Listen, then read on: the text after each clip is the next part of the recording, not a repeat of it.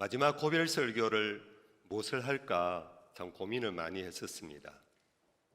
또 교인들조차도 궁금해서 미리 알려달라고 묻기도 하는데 제가 엎치락뒤치락 하면서 결국 정한 것이 오늘 이 본문과 함께 우리는 포모입니다 하는 제목으로 이렇게 오늘 담임 목사로서 마지막 말씀을 여러분들에게 전하고자 합니다. 마치 오늘 한글날인데 한글날에 설교 제목을 영어를 써서 제가 좀 부끄럽고 죄송합니다.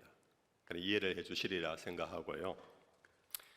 우리는 오늘 어떤 사회단체 공동체이든지 그 공동체의 정회원이 되려면은 그 회사나 그 공동체의 규약, 룰, 회칙에 동의와 승인을 한다라는 사인을 해야지만 정회원이 됩니다. 여러분들께서 요즘 인터넷을 통해서 여러 앱을 사용하면서 여러 정보의 바다에 들어가서 많은 것을 얻을 수 있는 그 기회조차도 내 정보와 나의 모든 것이 이 회사에 제공이 되고 제공됨에 대하여 동의하고 승낙해야지만 그 정보의 바다에 유익을 함께 공유하게 됩니다. 마찬가지로 교회 공동체에 참회원이 되려면은 같은 과정이 필요합니다. 교회는 예수를 구주로 영접하고 믿는 그러므로 하나님의 자녀가 된 공동체인데 그러므로 예수가 구주라는 그것을 믿고 고백하는 고백 행위가 교회 정회원이 되기 위해서는 필수적입니다.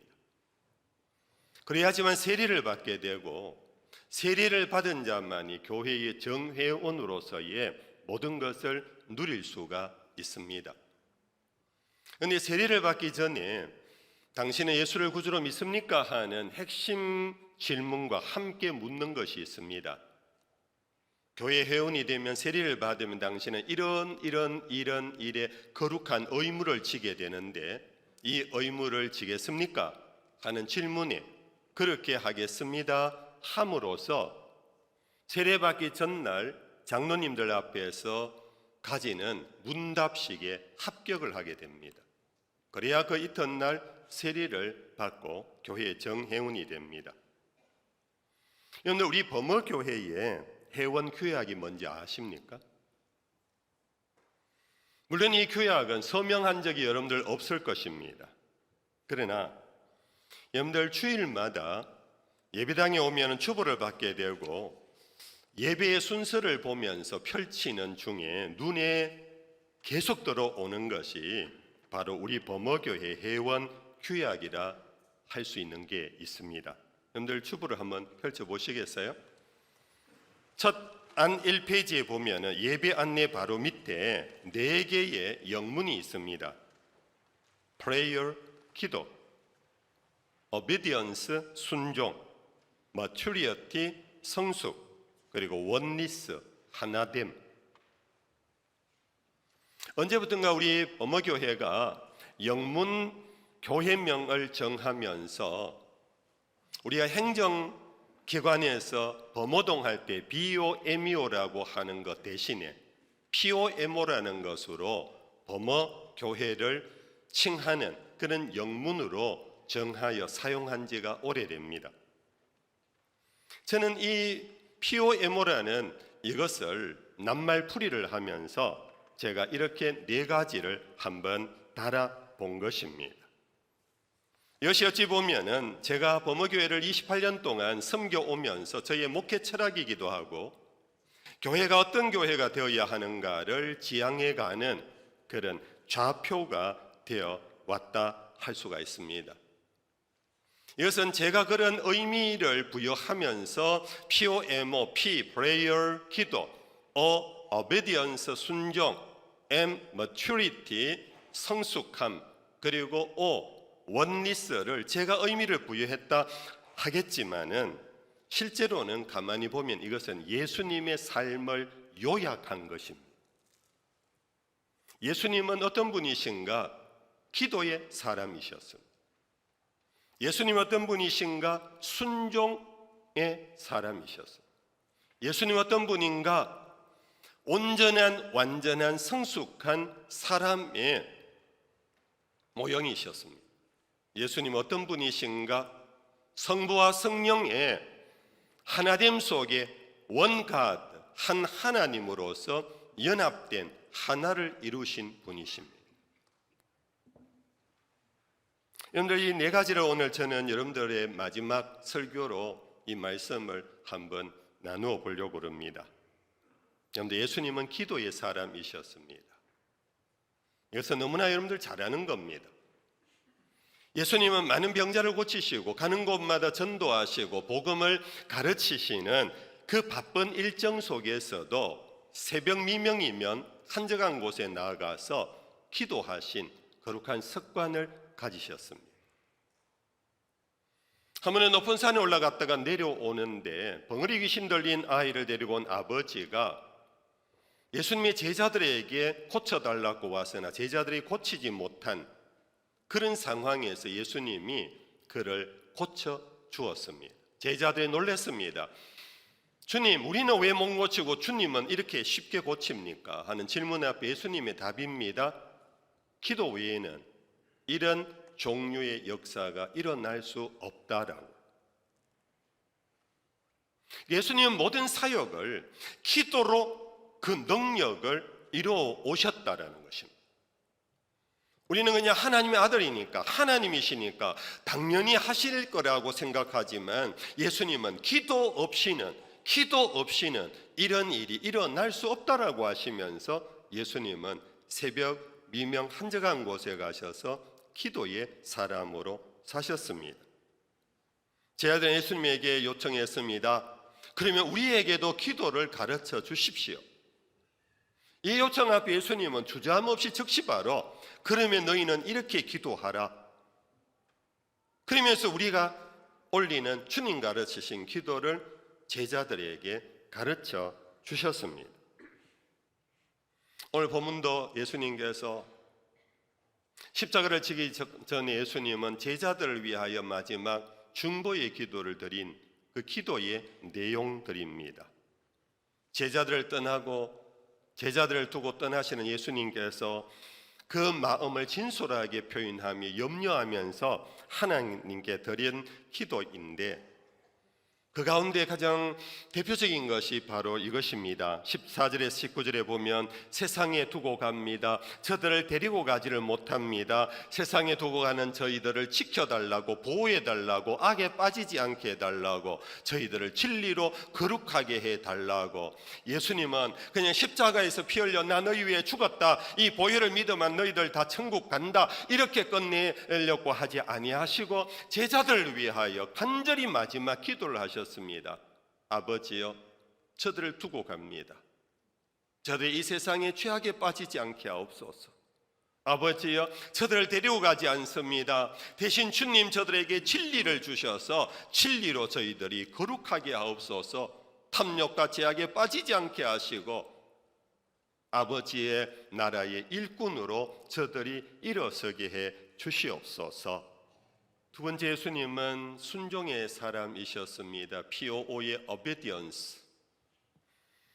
예수님은 기도를 수없이 드렸지만은 한 번도 당신의 뜻을 이루기 위하여 드린 기도가 없습니다. 기도를 가르쳐 주시면서 이렇게 가르쳐 줬습니다. 뜻이 하늘에서 이루어진 것과 같이 땅에서 이루어지이다. 이게 기도의 원형입니다. 기도하는 자는 하나님의 뜻이 이 땅에 이루어지는 섬김이로, 통로로, 일꾼으로, 종으로 사는 것이 참된 기도자입니다. 기도하고 순종이 없다면 기도는 거짓입니다. 예수님은 당신의 모든 행적 가운데 공통적으로 반복한 것은 아버지께서 나를 보내셨다고 항상 말씀하셨습니다. 아버지께서 시키신 일이라고 말씀하셨습니다. 예수님이 설교하고 가르치는 모든 것도 아버지가 주신 말씀을 전하는 것이라고 했습니다.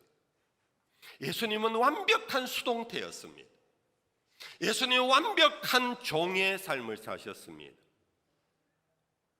당신 뜻을 이루기 위하여 욕심을 부린 적도 없고 싸운 적도 없습니다. 오직 이 잔이 주의 뜻이면 주여 내 뜻대로 마옵시고 아버지 뜻대로 하옵소서. 이것이 예수의 삶이었고 예수의 길이었습니다. 한 번은 제자들이 음식을 사러 나갔다가 돌아왔습니다. 선생님이 이제 진지를 드세요. 나는 이제 먹었다. 너희들끼리 먹어라. 아니 언제 드셨습니까? 그런데 이것은 사마리아 성에 들어가서 여인과의 대화 속에 이어서 나오는 겁니다. 예수님 하신 말씀입니다. 아버지의 뜻을 이루는 것이 나의 양식이니라. 예수님은 아버지의 뜻을 이루는 것, 아버지의 뜻을 순종하는 것, 그것이 당신의 일중의 일이고 동시에 당신의 양식이고 힘이라고. 우리는 내 뜻이 성취되면 나름 성취감이 있습니다. 보람이라는 것을 느낍니다. 그러나 여러분들 그것은 늘 오래 가지 않습니다. 내 감정의 기복에 따라 기쁨도 행복도 바뀝니다. 그러나 하나님의 뜻이 나를 통하여 이루어지는 순종의 삶을 살았을 때 하나님은 나에게 그 행복이 변치 않도록 해주십니다. 그 가치와 보람을 온전케 해주십니다. 그래서 예수님이 하신 말씀입니다. 요한복음 제8장 28절 이하에 나는 아버지의 기쁘신 일을 행하기에 아버지가 아들을 홀로 두지 않으셨다. 예수님은 이 땅에 오셔서 우리가 아는 대로 복음서에 나온 기록된 것만 해도 예수님의 그 길은 정말로 외롭고 슬픈 고난의 길이었습니다. 광야의 길이었습니다. 그러나 예수님은 당신은 혼자 있은 적이 없대요.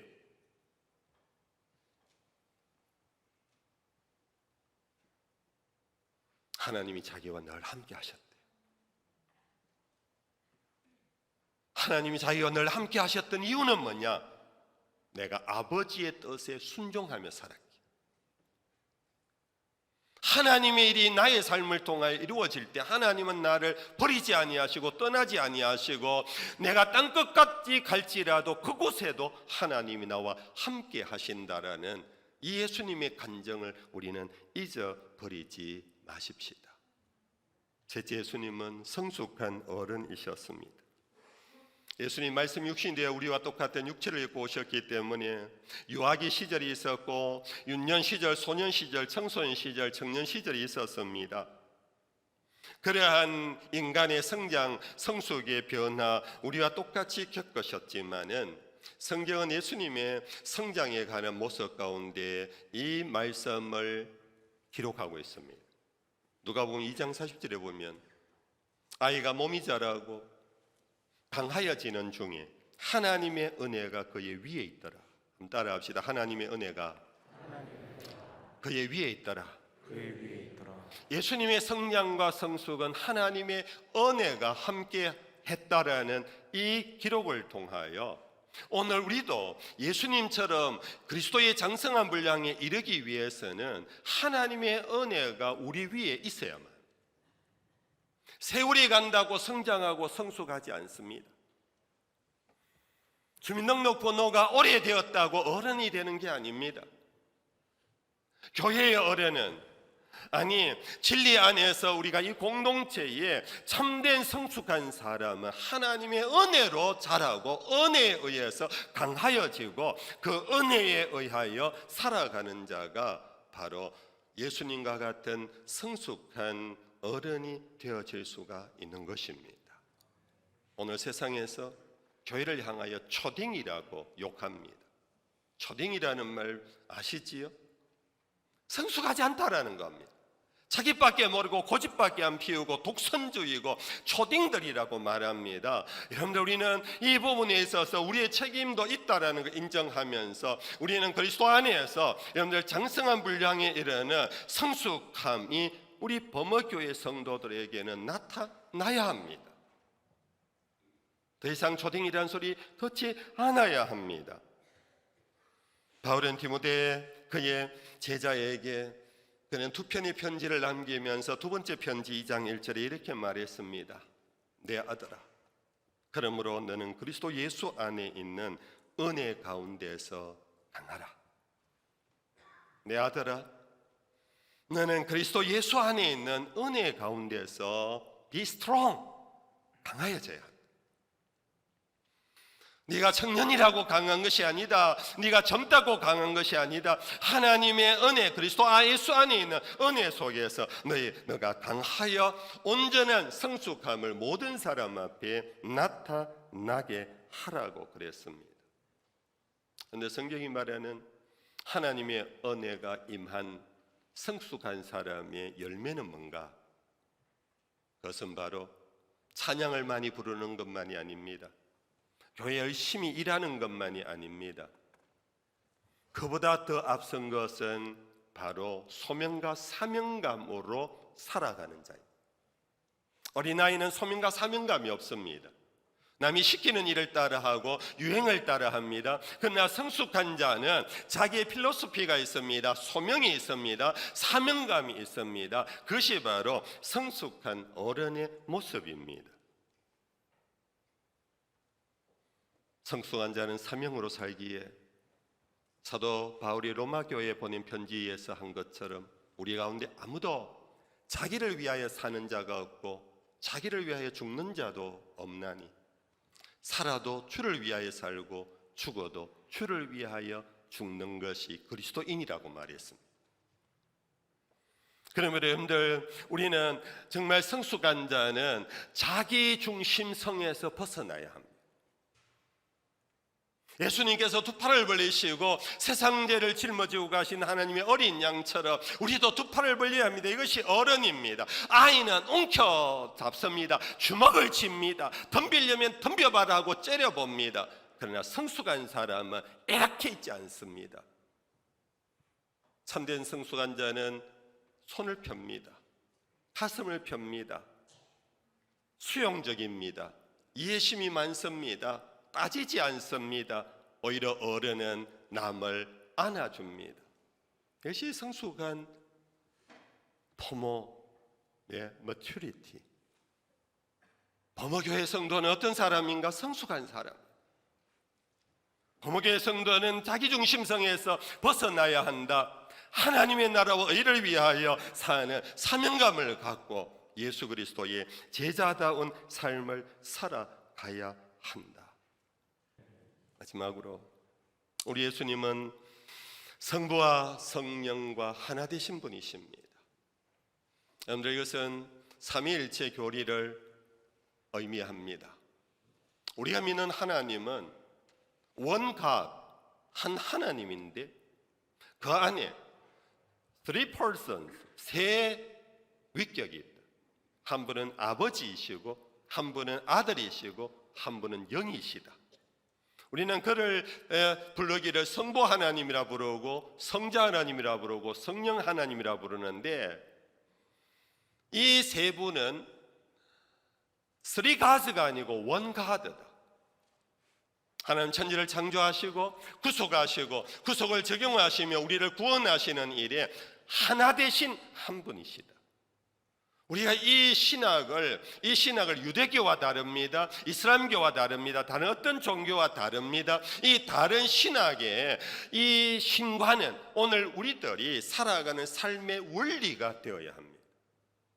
여러분들, 이 가운데 약 한 800여 명이 900여 명이 앉아 계십니다. 어느 하나 같은 분이 없습니다. 김 집사와 박 집사는 같지 않습니다. 같을 수가 없습니다. 왜냐하면 하나님은 각기 다른 모양, 각기 다른 은사와 각기 다른 삶의 목적을 부여하여 이 땅에 보내셨기 때문입니다.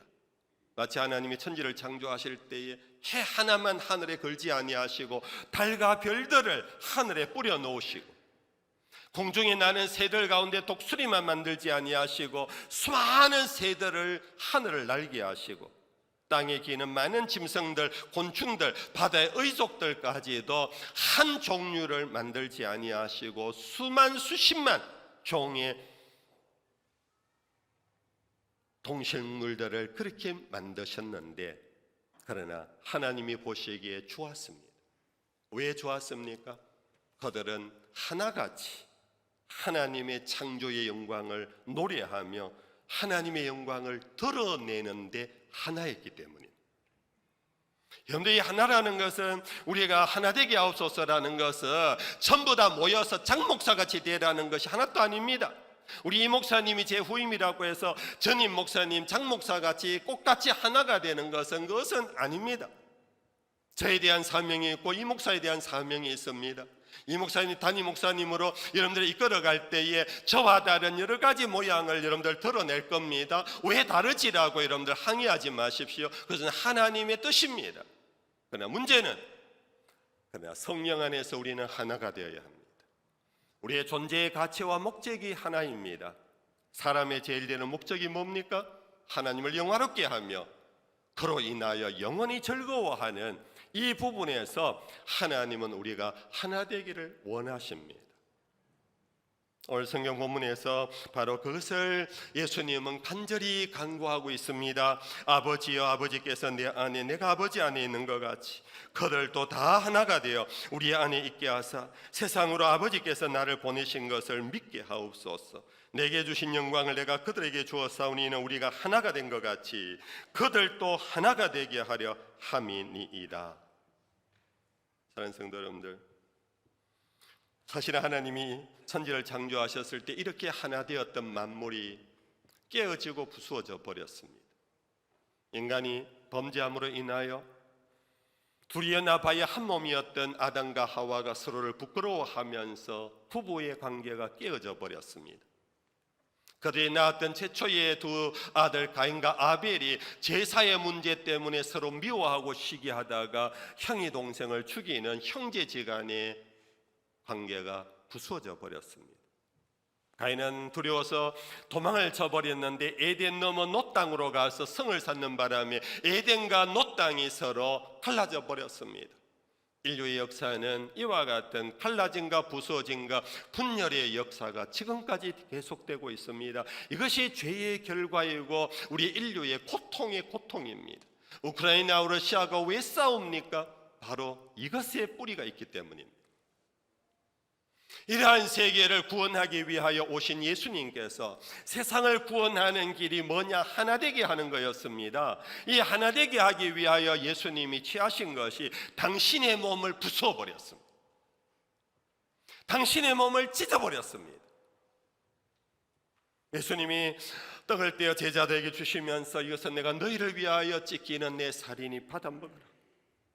잔을 가지고 또 주시면서 이것은 내가 너희를 위하여 흘리는 새 언약의 피니 받아 마셔라.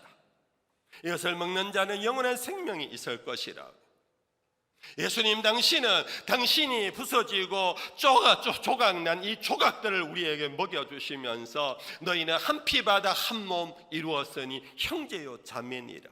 너희들은 한 피 받아 한 몸을 마시고 한 떡을 먹고 한 피를 마셨으니 너희들은 하나님의 자녀로서 하나가 되어야 하느니라. 이것이 바로 그리스도의 몸이라고 하는 교회론인 것입니다. 사랑하는 성도 여러분들, 교회는 하나가 되어야 교회입니다.